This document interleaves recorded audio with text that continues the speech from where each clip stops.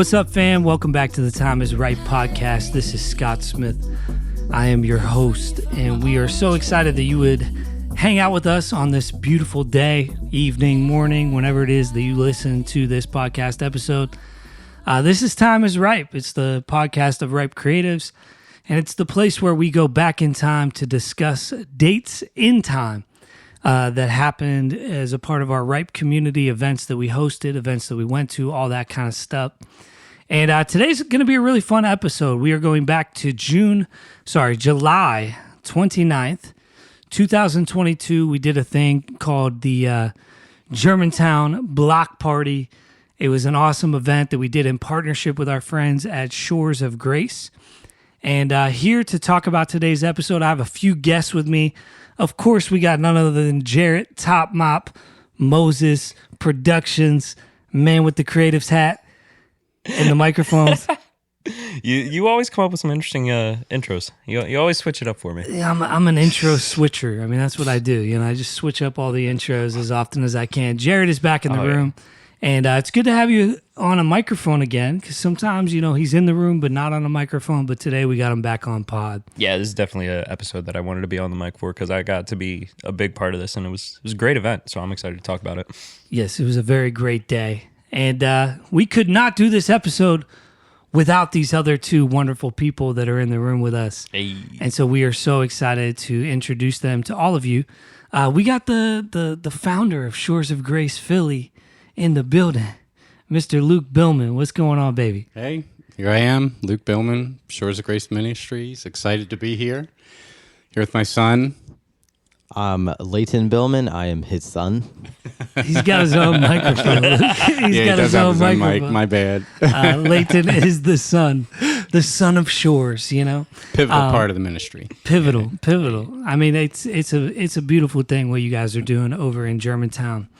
And couldn't think of a way to do this episode without you. Honestly, Luke, we wouldn't have shot it until you were available, because it doesn't make sense to talk about this event without having the people who made it all happen in the room with us. And obviously, this was kind of in large part a brainchild of yours and ours to do this in partnership. So what we're going to talk about is a little bit of the backstory of how we got to July 29th, 2022, doing a Ripe concert takeover block party type thing in Germantown. But also, there's a lot that leads up to that actual date happening that kind of led us in the direction of trying to pull this thing off. So, and I think it was the summer of 2021, late summer, early fall, there was a thing called Extreme Tour that I myself went on tour with the Extreme Tour for a couple of weeks. My tour run started in Western PA. I went down through West Virginia into Tennessee and Kentucky and South Carolina, North Carolina, Virginia. And our last event was in Philadelphia while I was on tour with them. It's like a missional tour. Where you go, you know, as a missionary, as a musicianary, is what they call it. Doing art as a missionary on tour in the States. They do have, South America run, a Europe run as well, but I was on the East Coast leg of the U.S. tour with Extreme Tour. And that last show, the Philadelphia show, was with you, Luke, at Shores of Grace.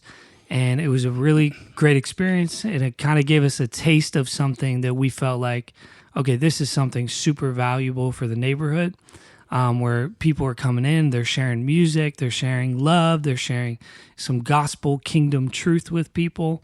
But more than anything else, it was just like a giant party for the neighborhood. And so, yeah, if you just want to go with me back to 2021 and talk about that event, what were some of the strengths of, what we saw that day? Yeah. They Extreme Tour has a beautiful ministry, and it was totally divine that the connection was made with us. Like we were blessed by what they had to offer when they came. The neighborhood, or all the people in the neighborhood, talked about it for like a year after they were there, and the night of was just, it was awesome. They did a great job, a wide variety of stuff, like super I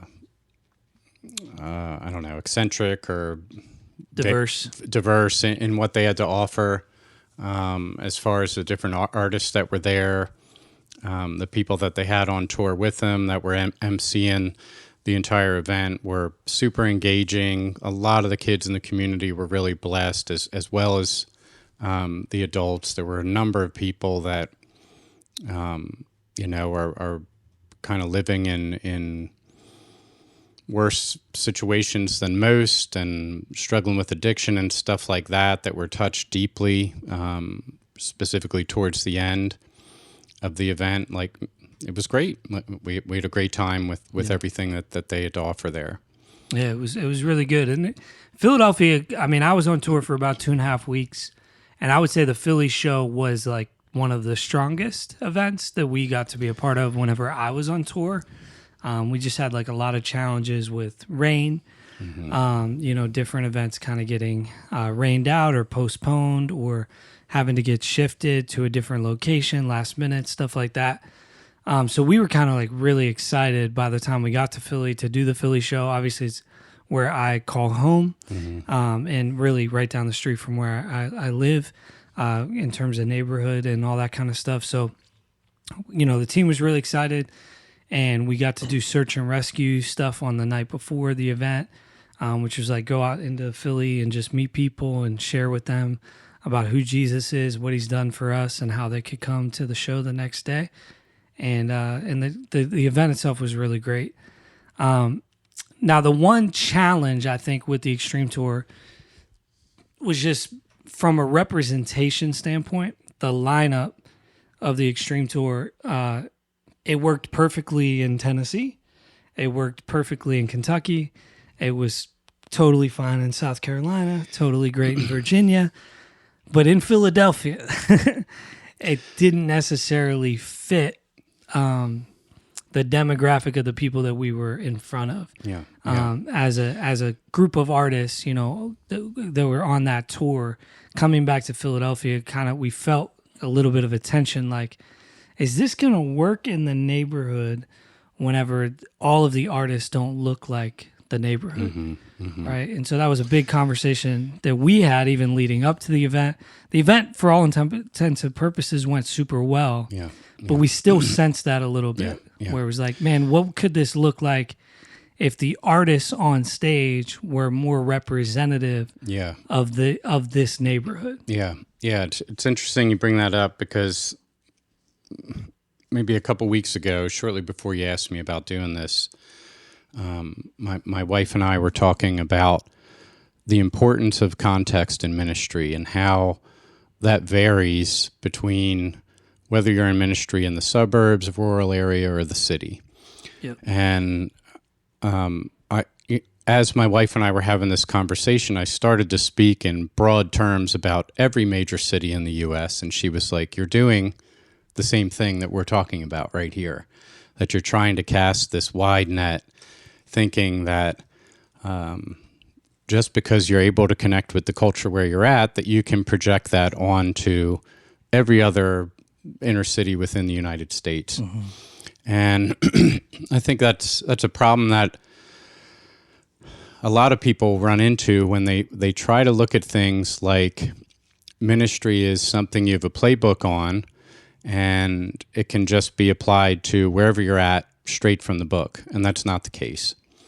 And particularly in Philadelphia, like, we have not just sections. You're not just in north, south, east, or west. Within those north, south, east, and west sections, you have these smaller micro neighborhoods within neighborhoods. For example, in where we did the Ripe event in July, we live in the Brickyard section of Germantown. Within the Brickyard section of Germantown, there's block-specific communities of how to relate to people.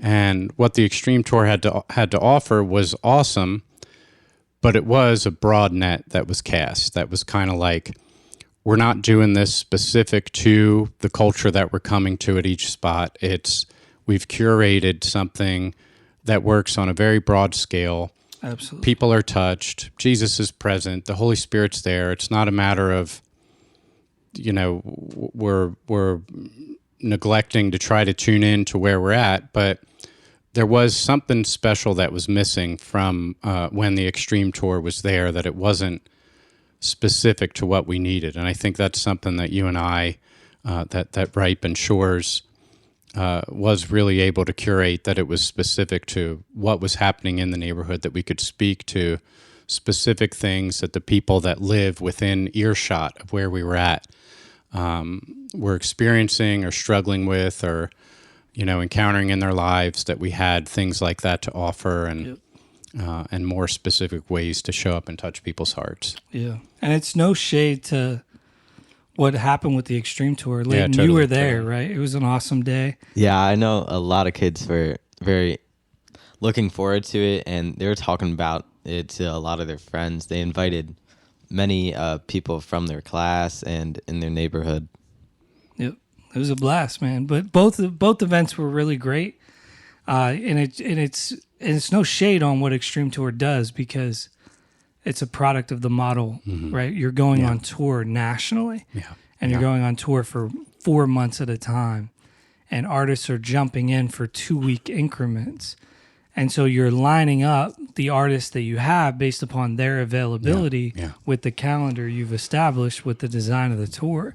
So you get who's available, right? It's nothing like they could have done differently on their end. It's just a product of the model that they've created. But I think coming out of the event, in the midst of it being like, wow, God is so good, look at this. There was this wrestle where you asked me the question pretty directly. I don't know if you'll remember even saying this, but you said, can't you just do this yourself? Yep. And I was like, I don't think so. And I said, like, in theory, yes, but we can't, because we don't have the equipment. Yeah. And we went back and forth. Well, how much is it to rent the stage? How much is it to get speakers like that? And And I was like, well, I think you'd spend more than we spent to bring in the Extreme Tour, because they don't ask for a ton of money by any stretch, especially not for how many people it is. But you do have to house them. You do have to feed them. And you do need to give them, kind of a going rate to help them get on the bus to go to the next city. So it adds up in the sense of, for, a ministry like ours and a ministry like Shores, it's, it adds up quick, and it's a big investment. And so we were trying to figure out, could we spend less money than we spent on this, but use Philadelphia artists? Yeah. And the big question mark was going to be equipment. And what's crazy is that show, I think, with Extreme Tour was in September of 2021. Yeah. And in October, we did the show with Namarah. Yes. Yes. Was it October? Yeah, because September was Schuler, and October was with Namarah. So 1 month later, we do an event with Namarah, and immediately after that event, she's like, hey, I'm moving to Miami. Oh, yeah. I want to sell you some gear. And we go look at this gear, and we're like, this gear is amazing, but there's no way we can afford to buy it. The next day, Namarah gives us literally $10,000 worth of gear as a donation to Ripe Creatives that completely changed our next 12 months. I remember that phone call. You're not going to believe this, dude. Yeah. And it wasn't everything we would need to do, but it was the first step. Yeah. And it was like the lights and some speakers and stuff that we didn't end up using because we upgraded other things through a whole other series of things. But it was the beginning of God being like, if you say yes, I will provide. Yeah. And so it was like, okay, Lord, like we give you our yes and everything. Yeah. So we'll give you our yes to trying to do outreach concert in Philadelphia in partnership with Shores of Grace 2022 next summer, but we need the gear. And so it's just started a snowball effect. Philadelphia Project gave us their stage. They didn't even remember they had it. It was sitting in storage under a stage collecting dust for like 7 years. And we went and found it and pulled it out. So we had a stage. Then Change Church gave us some trussing and the main and QSE speakers, speakers, which were actually the same model as what the Extreme Tour had the year before. And then we threw out a thing to our support base, to basically the people who listen to this podcast, like, hey, we want to buy some subwoofers. This is what they cost. Found a way to get them super cheap through like mutual friends. And, just like, can we raise this one day? Came in one day. Yeah. The amount of money we needed to buy the subs. And so basically we piecemealed between Namarah's donation, Change Church, Philly Project, our supporters, and your gear, Yes. Jarrett's gear, and DJ and G. And even some of Ripe's gear itself And as well, our because we were gear using a that bunch we of our had stuff. already, yeah. Between all of that, we were able to basically recreate the Extreme Tour production. Yeah. And it was like, this is almost identical to what they did last year. Yeah. Ours is probably a little bit more jankified of a stage, but we had, right? I mean, The stage needed some help, It but we needs can some talk help. about that later. we could get some clamps. We could get some clamps. That's all I need. Doc Just some almost fell through. But, Oh God. but then we designed out the event. So we have everything we need to do it. Now it's just personnel. And what I was so encouraged by was every single person we asked to perform at this event said yes. Yeah. And it was not like, here's $1,000, or here's $5,000. Here's like a real booking fee to get you. It was like, we're serving the neighborhood. We'll get you a couple bucks, cover like some travel to get there and stuff. Yeah. It's not going to be like a real paycheck, but will you serve? Yeah. And one person after another, Jarrett said yes. Ant said yes. Joy and P. Syke said yes. A-Ram said yes. Doc Hero said yes. Namarah even came out, was like, yo, I want to be a part of this too. Yeah, she asked I to know. come out and she do was it. like, how do I get on this? And I was like, done. Okay, you're done. You're on it. Abel did it. Demir was on it. And Leah Wren, I believe, was the last one. And Surging Surging and AVG. AVG. Two poets. So it was like this huge, 10 artist lineup from nothing with all the equipment we need from nothing in 1 year's time to be able to say, okay, we can throw same level of something, but using Philadelphia artists, using people that when they step into the neighborhood context are a representation of the people that they're in front of. Yeah. Which I think was really, really, really cool. Yeah. Yeah. What'd you think, Leyton? I loved it. It was very loud and Loud and great? yeah, it was very enjoyable. It was like an actual concert. Like people felt like almost privileged to be there. That's good. Yeah. Yeah, and I got that vibe from everybody too. And that's what's so cool about where we're positioned. Like we're on a main thoroughfare. We have a big yard in the church that we can just do stuff right on the street side that people would just randomly be walking by and come in and be like, "Well, what's going on here?" Yeah.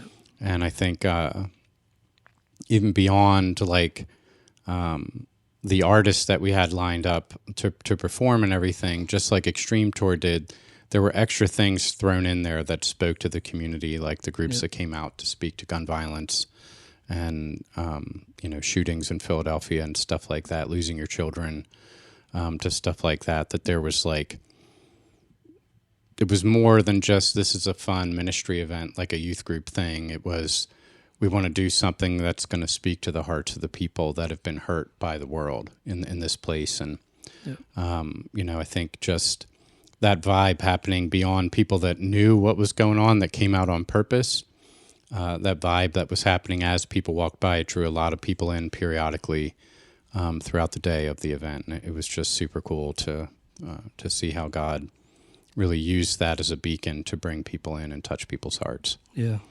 It was so good, man. It was well placed because looking at it like after the fact, it was like strategically, like this wasn't even on purpose, but it was perfect how we're in the front of the church and it's back away from the road, but you can see everything from the road. If the lot had even been behind the church, it would have been an issue. I know we had the conversation, if it rains and we go inside, can we still do it? And you're like, no one's going to come. Yeah, no one's going to see it. Yeah, And so just the placement of it all was what we needed for the community to see and come out. Yeah. Yep. Yeah, and I mean it's like basically using the front of the stone old church as the backdrop. That looked put really on cool like with the lights. Once night hit, it was Yeah. Oh, awesome. it was amazing. It was amazing. It looked so good.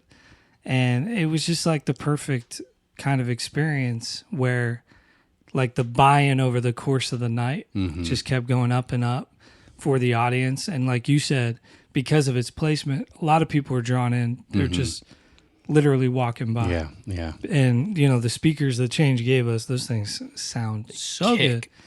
And they're just like ringing out over the entire neighborhood. Yeah. Like you could hear it from, 10 streets away, and you would be drawn to what is happening. Yeah, Like there's yeah. a concert happening in Germantown outside at night. Like that's not a thing that Germantown gets a ton of, to be honest. Yeah, Because yeah. a lot of people have preconceived notions, whether based in fact or in stereotype about it being not, the safest place in the world to be, which, is true, but there's still a lot of space for there to be love. And that's what I think is so beautiful about Shores of Grace. And there is such a safety to your space where God's hand of protection is on it, but there's also a respect about your place. Yeah, yeah, From the residents of Germantown. Like that's where our kids go yeah, to be safe.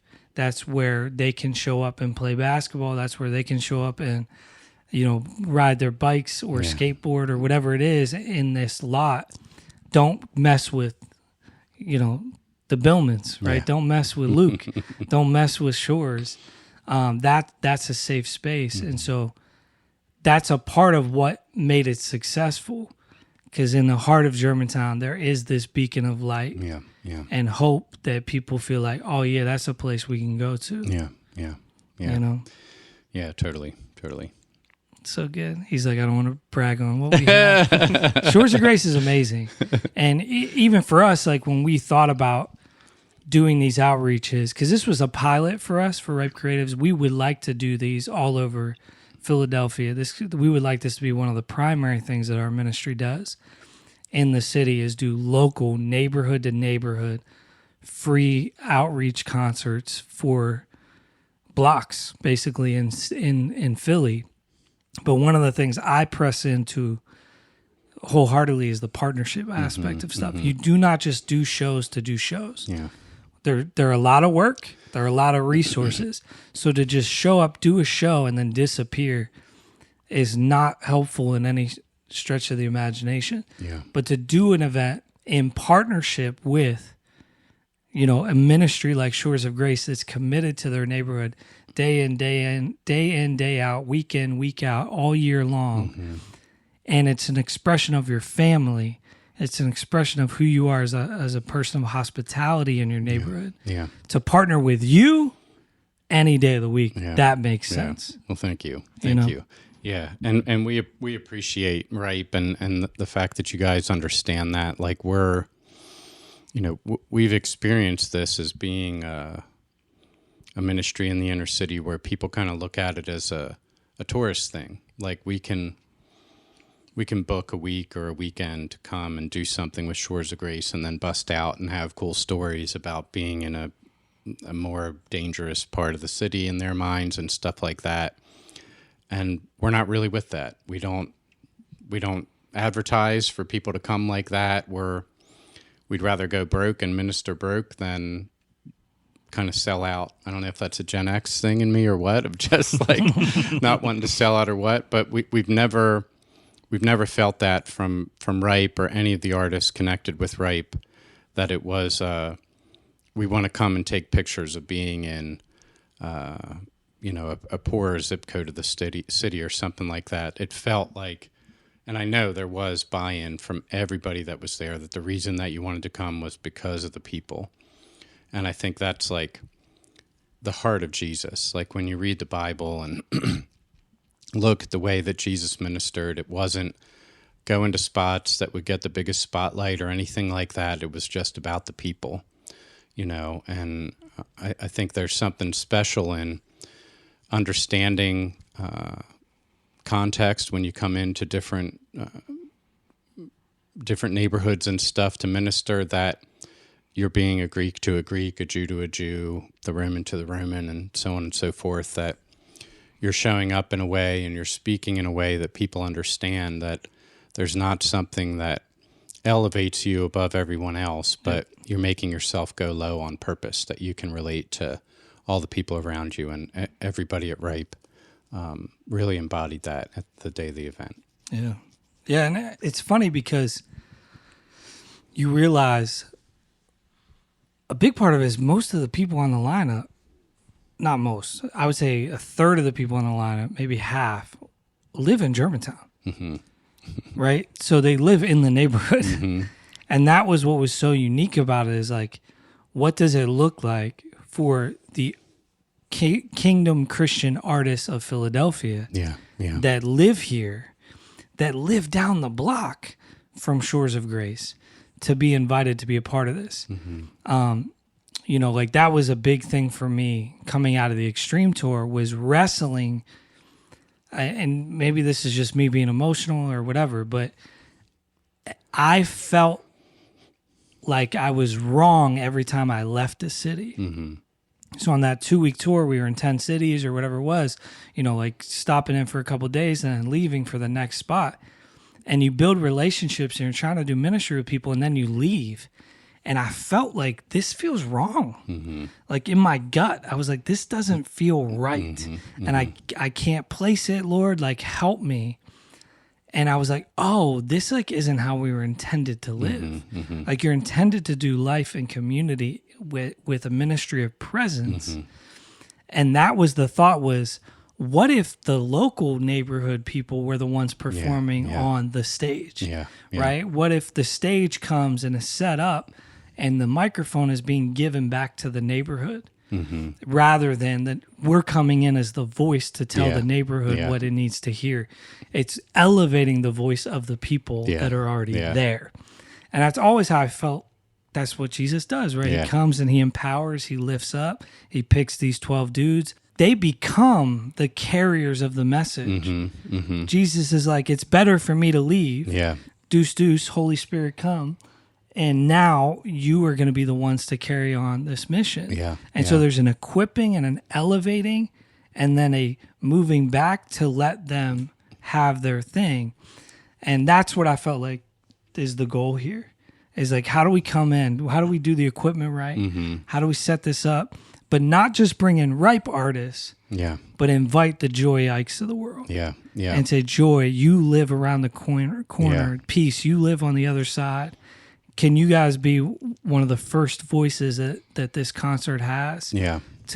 So people know that we're here for you. Yeah. We're not here to come in and put on a show. We're here to elevate this neighborhood's voice. Does that make sense? Yeah, totally. And I think you even saw it beyond the artists and people that were like intimately invited to be a part of stuff, because both at the Extreme Tour and at the Ripe event this year, there were like residents of the neighborhood that were coming up like, let me get the mic for a minute because I have something to say. Yeah. You know, let me spit something real quick. I have something I want to drop on people real quick.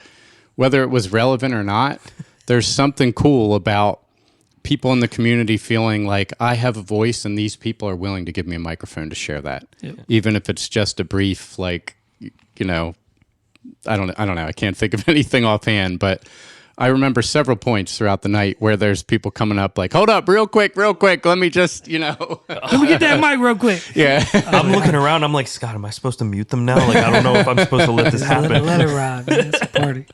Just let it ride. Yeah. I mean, you want to have some level of not chaos, right? Yeah. Where it's just like turns into people saying a whole bunch of craziness. But there is so much value in I was seen. Yes. I was cared for. Absolutely. I was given an opportunity. Absolutely. That matters just as much as the best artist coming up on stage to perform their best version of their best song. Totally. You know, so there was one guy that, you know, we do events in the yard all the time, like outdoor movies and cookouts and stuff like that. And there's this one guy that would show up all the time and never talk to me, never engage with me. I don't even know if I knew his name before the Ripe event. And he stayed all the way to the very end. He was hammered drunk. I was kind of like being the police at a point of just making sure this drunk guy wasn't like being too drunk with people and stuff like that. But he felt like he was given a voice, gave me his phone number at the end and a big hug and was crying in my arms. And that had never happened before. And that's not something that happens on the side of the street in Germantown ever. Yeah, well, a couple times, but it was totally the Lord that it's happened. And it was all because this guy was invited to the front. This guy was invited to participate. It wasn't just, we have something going on, and I'm not going to bother you if you don't want to talk to me. There was like, there was just something in the air that was inviting, that was like, we want you to be a part of the community. We're not going to pressure you. This isn't a thing of like, we're trying to convert you or anything like that, but the vibe that we're putting out right now is we want you to be a part of what we have going on. And it touched this man's life to where he reached out to me in ways that he never reached out to me before. So good. Super cool. Super cool. Stuff like that is why I appreciate the way we do these events, because like you never know, like him connecting with you like that could have been a buildup of like the past 6 months. Totally. Him coming to events and having to feel it out, see, do I actually want to connect with this man? And if we were just people coming in for the novelty of doing an event for someone, that connection would never have happened. Yeah. And I'm not a fan of when events just go in, do their thing and leave, because it's like, all right, Jesus, good luck, figure it out on your own now. Yeah. You got to give them someone to grow with. Yeah. Yep. Yeah. Yeah, I mean, it's just to me, it's a stewardship thing. Yep, totally. It's a lot of time, a lot of energy, and a lot of resource. Where are you going to do those to make the most impact, right? Mm-hmm. And not most impact in the sense of most people coming to the event, because that may or may not mean impact. Yeah. Jesus left the big crowds all the time to go hang out with a few people.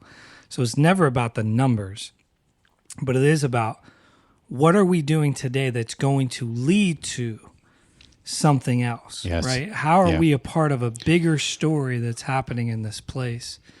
Or what are you doing with what you've been entrusted with? Yes. I think there's something huge in that I can see play out and ripe, just like the 3 servants or whatever that were left with the responsibility to oversee,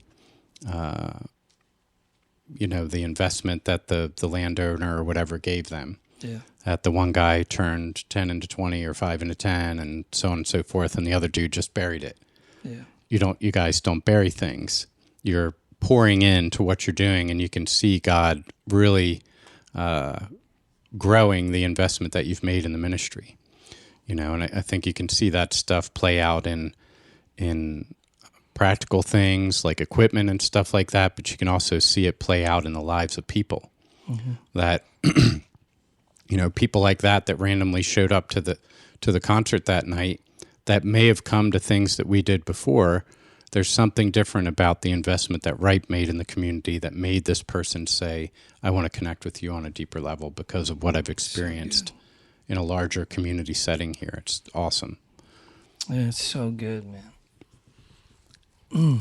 That's the hope, And that's like even the idea of, how do you multiply this concept into other neighborhoods, other streets, other blocks, right? On other dates in summer 23 or summer 24. And the challenge is we won't do it without a Luke. You know what I mean? We won't do it without a Shores of Grace. Like if there isn't a meaningful partner, it's not worth just showing up at the park and doing a show to do a show. Mm-hmm. So you've kind of set the bar too high a little bit, just kidding. But I think it's just creating a sense of, stewardship and wisdom of, okay, we want to do more of these. And okay, if we're going to do Germantown, what's it look like to do North? And what's it look like to do Hunting Park? And what's it look like to do West and Southwest? But none of those are going to be just to do the show. It's got to be intentional with somebody that's deeply committed to the context, deeply committed to the neighborhood. And we get to be a bridge between that person that's committed to the context and the people that maybe would have been fringers. Yeah. On the outside, but music is the thing that was able to draw them in, Because, that's the thing, Luke. Like, you're not a hip-hop artist, a poet, singer-songwriter, and, worship leader. Like, you can't be all of those things simultaneously for your neighborhood. But I like all of those things, but I'm not those things. You can't be those things. But that's what we can be, we can be that avenue for art in its purest form of like making much of who Jesus is, having power, being presented in your space, because it's going to connect with some people that, you know, the cookout didn't work. Yeah. Or Totally. the movie night Totally. didn't work. Totally. Or, you know, whatever else, the cleanup program didn't work. But the concert, for some people, that's the thing. Yeah. Yeah. It's the hook, you know, for them to be able to meet you and your family and ultimately get to have a relationship built for the purpose of evangelism, you know. So it's good. Leyton, what do you feel, bro? Any like acts from that night? I mean, look, Joy, Aram, Leah Wren, Demir, Abel, Doc Hero, Namarah, anybody like stand out, the poetry that you were like, oh man, that one was great for us? I forget the name of one of the rappers. Like a lot of people felt involved and like almost connected to the artist, and also the You talking about the dude that opened with the Mobb Deep riff there? The who was that? Aram. Aram. Yeah, I think so. And also the spoken word. A lot of people like appreciated that. Yeah. They felt represented too, and connected to the artist. Yeah. Yep. Yeah, there was a really, AVG wrote a piece specifically about like a mother losing their child to gun violence. And we brought in Zarina Lomax. Shout out to Zarina, because Zarina does work with families of victims of gun violence in the city of Philadelphia. Is like one of the biggest activists in the city trying to push back against the gun violence epidemic narrative. You know, what's happening in Philadelphia, not an agenda, like what's literally happening in our city. So she's like one of the people that's trying to combat that and trying to see the city get healed. So we brought Zarina in, and she actually had parents who had lost their kids to gun violence come in and share their stories. And then one of the poets did a piece about that. And it was just so raw. And so much of the day was like joy and high energy and like, this is amazing. But there was this real moment in the middle of the day that was like, you could hear a pin drop, you know, from the sense of like the reflectiveness of the space for a little while in light of that. And a challenge, I think, to the neighborhood of like, we got to do better for our kids. Yeah. Like these families shouldn't, this shouldn't be multiplied in our city, you know? Yeah. Yeah, and I'm saying this in a broad sense, but the general feeling that I get in the neighborhood is like you become numb to hearing gunshots around your house, to where you kind of know that you're like, oh, that's like 5 blocks down the street. That's not something I need to really be concerned about right now. And you just become numb from hearing about it on the news, that it's all happening within a 10, 12 block radius around your house, that it becomes difficult to have these conversations. But when she was on stage just sharing in such a raw way, it was just like this record scratch where everybody that was there was just like honed in on her, listening to what she had to say. And I think it really like kind of broke this like hardened heart that you just kind of instinctively start to get, just to protect yourself from hearing this sort of stuff happening all the time in your neighborhood. Yeah. Like, it's not just seeing stuff on the news for us in Germantown. It's, we heard somebody get shot. We heard the tires screech when someone ran away. We're hearing people scream in the streets when somebody gets shot and stuff like that. Like, it's very real and raw for the people that live right around, you know, where we live in Germantown. And when she got up and spoke, I could just sort of feel this thing in the air of like raw emotions starting to come back into people's lives, instead of just this robotic, this is the defense mechanism that I use to deal with this when I hear another kid got shot or another thing went down the street and stuff like that. It was so precious. I mean, in a word, it's lament. Yeah, yeah. Right? And we never felt, if we're going to come into a context like Germantown and do this party, you know, and do this block party, like to bypass the weight the heaviness of what this neighborhood experiences, week in and week out, all year round, to just ignore that and be like, isn't it fun? Everything is awesome. Like just try to throw the Lego movie concert would be totally a disservice to the kingdom, to the gospel, to Jesus, like saying Jesus wept when he came to heal, right? He was coming to raise Lazarus from the dead. He knew what he was going to do. But he still took time to weep with Mary. And it's like you have to create space, even in the midst of the joy and celebration that you're headed towards, to lament. Yeah. We're sorry this is happening. We're with you in this. Yeah. We're all experiencing this together. And I appreciate the naming of like numbness, that's the natural response right now in the neighborhood, and at least for a day, for a night, that was cracked open because lament is such a huge part of our faith. Yeah. It's 75% of the Psalms are Psalms of lament. Yeah. They're not Psalms of Jubilee or of celebration. They're of lament. Lament is a big part of our experience on earth. Yeah. And so I'm glad that we made that decision together to say, how do we honor this? Yeah. How do we create space for grief? Because people are grieving or needing to grieve, instead of just ignoring that and moving forward. Yeah. Serena, shout out to you. Thank you for being a part of that thing with us. There's also some really cool stuff. The bikes.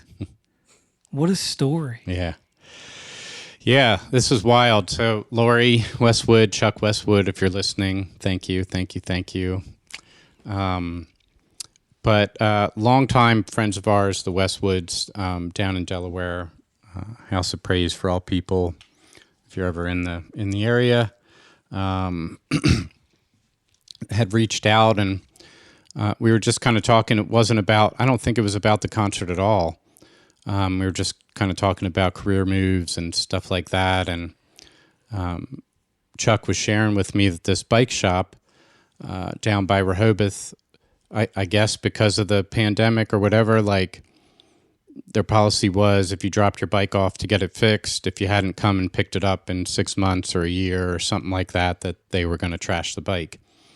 And there were a ton of them that just kept coming in to Chuck's work. That this bike shop couldn't use. And he was like, could you use any bikes? And I was like, yeah, totally, dude. And he was like, how many? And I was like, I don't know. How many can you bring? He said, I don't know. How many do you think I can fit in a 4-horse trailer? I was like, I don't know. Let me kind of think through this here, And I think they brought, what did they bring up, Leyton? Like 30 some bikes or something like that? Yeah, it's something like high 30s, like 38 or 30, 40, somewhere in that range. He just drove all the way up, 2.5 hour drive from down around Rehoboth area. Wow. With these bikes, dropped all these bikes off, got back in his truck and left. And that was it. And wide array, like from toddler sized bikes up on to whatever the giant, like professional, actual racing bikes and I don't know bikes, but the too. ones with the curved handles where you're like, whatever, Tour de France type bikes and stuff. And originally we had thought, oh, this is going to be awesome. We can give bikes away at the concert. And then we started to think that's going to be anarchy. Yeah. These kids. When there's like 100 kids and there's only 40 bikes or I got the red one. I wanted the black one or whatever. So we kind of like spread the word at the event. I think we gave a couple out ahead of time. But we spread the word at the event to different kids that were there to come back at a different day. And even when we had given away like most of the age or gender appropriate bikes or whatever, kids were still like 10, 12-year-old boys are like, I want the pink one. We're like, are you sure? He's like, yeah, I want the pink one. I'll just get some black spray paint or whatever. I don't care. So it wasn't a matter of these brand new, still wrapped in plastic bikes being given out to people. It was just like the generosity of, man, these people, Luke and Allison, Leyton, all of our kids, everybody with Shores can connect with where we're at, that this bike that I've been using is just junk and it stinks and the chain pops off every 3 swipes of the pedal or whatever, and stuff like that, that they were just happy to get what they could there. But they would come back for, like a month after that. They'd swing through in the parking lot and let me show you a wheelie I can do real quick. Let me show you these tricks I learned. Look, I put some pegs on there. Look at this paint job. And it's awful. Like, it's this terrible, terrible paint. It's like not even paint that's going to stay on the bike, but you could tell this kid took forever to just try to make these brush strokes awesome, to do something cool on this, pink bike from Rehoboth and stuff. So just a huge blessing that it wasn't just from that night that they had this awesome concert experience to leave with, but they left with something tangible, that it's like you're making a deposit in somebody's life, Yep. And maybe it was bikes that somebody was getting rid of in Delaware that made their way to Philly. It wasn't like we're giving away Trek or, whatever, Cannondale bikes and stuff like that. But these kids could feel this, like, you're making a deposit in my life. You realize I've outgrown the bike that I have now and I need the next size up and things like that. Or, my little sister doesn't have a bike and you're giving her one. That it was something that not just gives them an activity to do to get them off the couch or away from the TV and out and about in the neighborhood, but it's something that they feel like they have to take care of then. That it's like, I got this gift and this wasn't just somebody trash picked this thing and gave it to me, but it was a good bike that this person took time fixing up and making sure everything was cool. Yeah, shout out to Chuck. He took every bike that came in, he took his time to really tighten everything up, grease all the chains, do all that to make sure that everything was workable. So good. Yeah, super cool. It was such a wild thing for me to see because I had literally thought, man, I wish we could get bikes. Like, I had a draft post on Facebook, like trying to figure out how do I reach out to all of our supporters and like how much does a bike really cost? But it was like in the pandemic, it's like kind of expensive, coming out of the Everyone pandemic. wanted bikes. Yeah, it was like bikes were really expensive. So it was like, is that even a good ask to our supporters? Like, can you guys give $10,000 to get us enough bikes for this to be a worthwhile thing? Yeah. And literally the next day, Luke's like, hey, do you think we could use any bikes for the concert? And I was like, bro, this is crazy. And it was just, to me, it was like such a subtle nudge from the Lord. I told you I got you. Like, remember the gear thing? You didn't have it, but you said yes. Yeah. So here's your gear. You want bikes? I have bikes. Yeah. I own it all. Yeah. And, and I need to hear this again and again because I'm always running from like risk and can we do this? Is this going to work out? Are we going to have enough? Are we going to make it to the end of the year kind of space? Which I think is okay to have wisdom and stewardship, but it's amazing when you just step out in faith and you say, you know what, Lord, like we don't know how it's going to work, but we believe that this is what you've called us to do. And if it is, can you show up? And he does. Yeah, totally. Totally. Yep. So good. Yeah. And shout out to like all the sets. I know you talked about Aram a little bit in the Poet. I just want to shout out Namarah and Doc for ending the night. Oh, yeah. Under the lights. I wish we had been able to go later just to get more people in the dark, but like just with time of year and how the sun was setting, we didn't have as much time in the dark before everyone really needed to be home. But Namarah, like her set, she brought in her drummer, Malik. Yeah, Malik was there. He came in. He actually brought his kit, so thank you to him because we wouldn't have had drums there at all if it hadn't been for him. They did their full set, sounded great. Doc came in last minute because he was busy working earlier in the day. He had a wedding and he was working that day. But he showed up with his drummer, Sticks. And actually, funny enough, Sticks and Malik knew each other, so we were like, oh, is everyone actually going to let other people touch their drums, or are we going to have to set up 5 drum kits? And they're like, nah, bro, we're good. Oh, that's my guy. Like, sick. Of course it is. Kingdom in Philly. But yeah, those 2 sets just to like end the experience. And I thought it was really cool, full circle, to have Namarah, Yeah. who was like the beginning of the donation of gear. Yeah. You know, to kind of be like, this is what we're using, what you gave us to do. Yeah, You know, you yeah. gave us this stuff, and here's how we're taking the stuff that you gave us and leveraging it to make an impact in the city. You know, like you made the right decision. Yeah. Totally. And I know she was like super blessed by that. And I just remember thinking about these kids looking at Doc on stage as Doc's going absolutely insane, because he goes insane. As he does. And like they're locked in because they can see themselves in him. Oh yeah. Like it's not a far off thing. It's like, oh, he's from West. You know, like Doc grew up here. He grew up on a street like mine. Yeah. He grew up with the same story like mine. And now he's this guy who's this artist traveling and performing music on stages. Yeah. You know, gives them something to like, to believe that they could do or have for themselves too. Yeah. Totally. It's good. But you said it earlier, Doc almost died.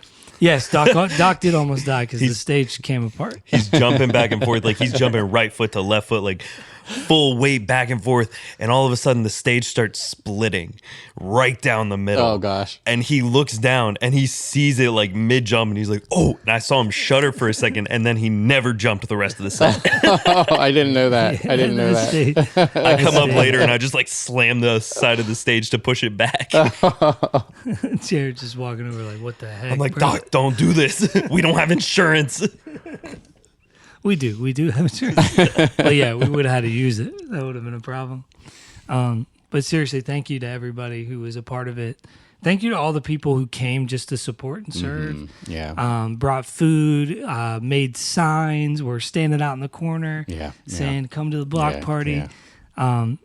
I'm super thankful for everybody who played a part in it. And Lord willing, it's just the first of many. Yeah. You know, and a long partnership for the future. Got you on the North Philly front too. So Yeah. yeah. Dude. Hey, We're gonna make it happen. We're gonna make it happen. I think. I mean, there's a lot. I think even ARAM, you know, and we don't do this a lot, like speak forward. But I think with Anthony being there, part of Esperanza and North Philly Hunting Park area, that was intentional to invite him to perform on the event, because he's somebody who could spearhead another one of these around Hunting Park.